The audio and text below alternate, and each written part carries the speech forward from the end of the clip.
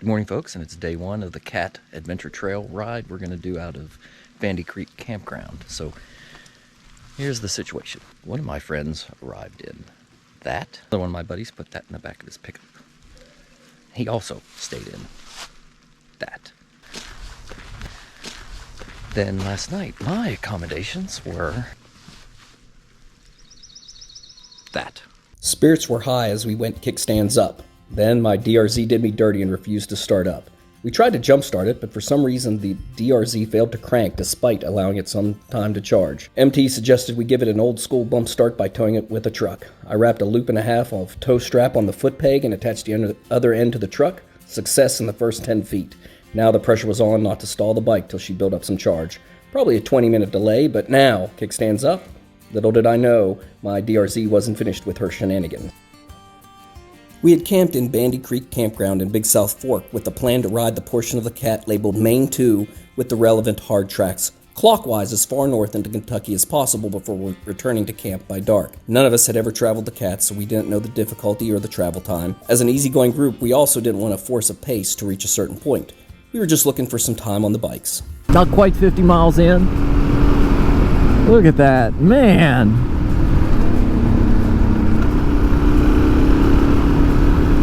Deep blue water.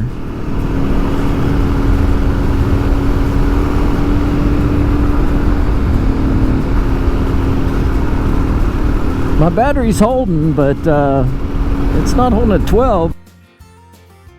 The ride out from Bandy Creek Campground clockwise was very big bike friendly.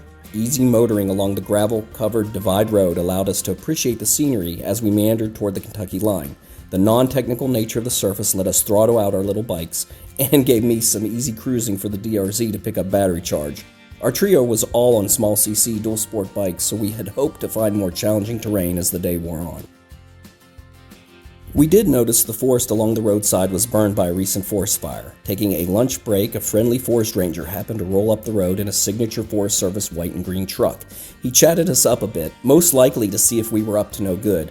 I imagine he figured 3 40-plus-year-old guys on dual sport bikes were at most suspicious of embarking on an ill-advised midlife crisis trip and not up for serious hooliganism. He did inform us that the fire-scarred hillsides were due to arson. He further mentioned 3 more fires in a 2-week period in the area that were started on purpose. As we rode further north, we saw evidence of other hillsides that were blackened. It boggles my mind that someone would want to destroy, literally just watching the world burn. I can't ever get my thoughts around a motivation for that type of behavior.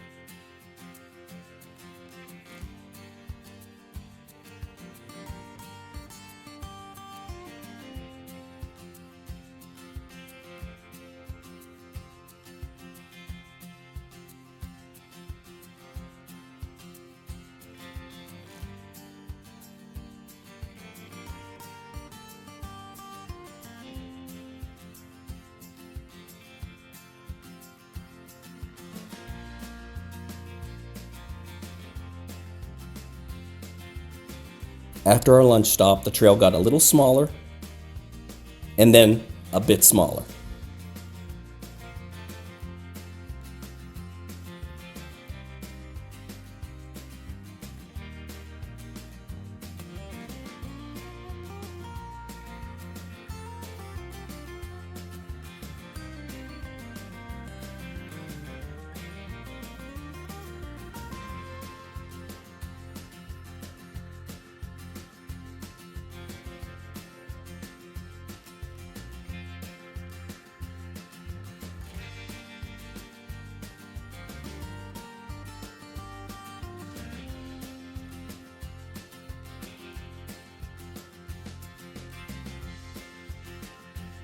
We exited the valley happy to have seen some water crossings and more forested areas.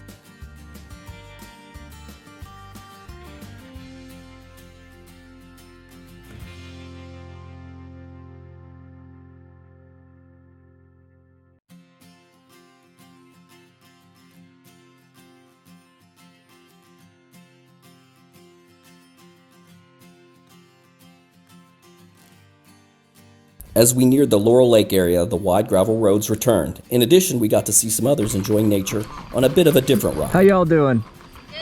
Good. Good. Thank you for stopping. You're very welcome.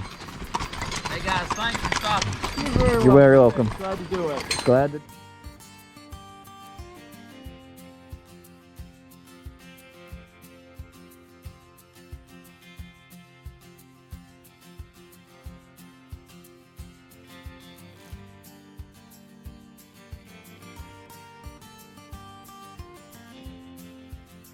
A quick PSA, if you're on bikes or even traveling by vehicle, please stop for horses. You never know the skill of the rider or the temperament of the horse.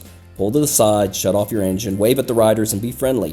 Think of yourself as motorcycling ambassadors. By being nice, you're helping cement motorcyclists' reputations as responsible actors on these forest and fire roads.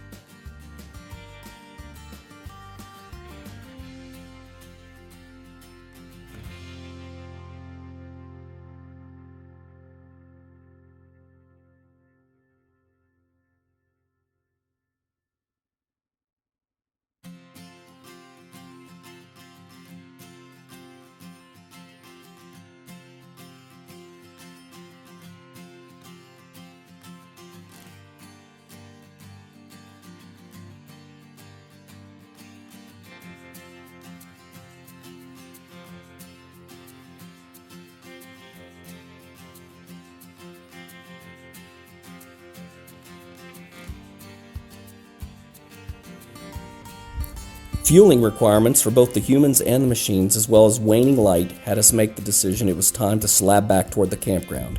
We had traveled about 180 miles across Tennessee and Kentucky, and a check of the GPS would mean a 70-mile ride back on blacktop. It was also here where my DRZ pulled a second dirty trick.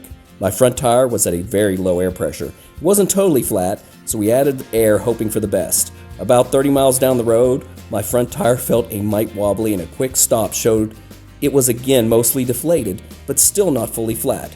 I did have a tube and tools, but the siren's call of changing a tire in the comfort of camp near a warm fire with a cold beverage in hand versus changing a tire on the cold, dark, busy side of a rural road was too enticing to dismiss.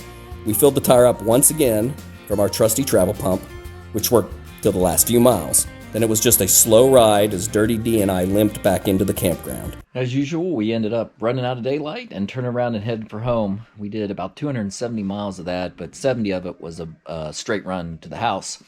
Right when that happened, I got a slow leak in my tire on the way back. So I ran 30 miles, filled it with air, ran another 30 miles, filled it with air, and got the last 10 miles here. So we're going to go back and change a tube out and be ready for tomorrow. Two of us tackled the tire change with the third tending a fire. The tube change was successfully completed in short order, allowing for plenty of time for a shared moment around the fire to take in the full day of riding, logging in about 250 miles all told. Tomorrow we'd have a few less hours, but a promise of exciting trail in the Jellicoe area as we proceeded counterclockwise on the Cat.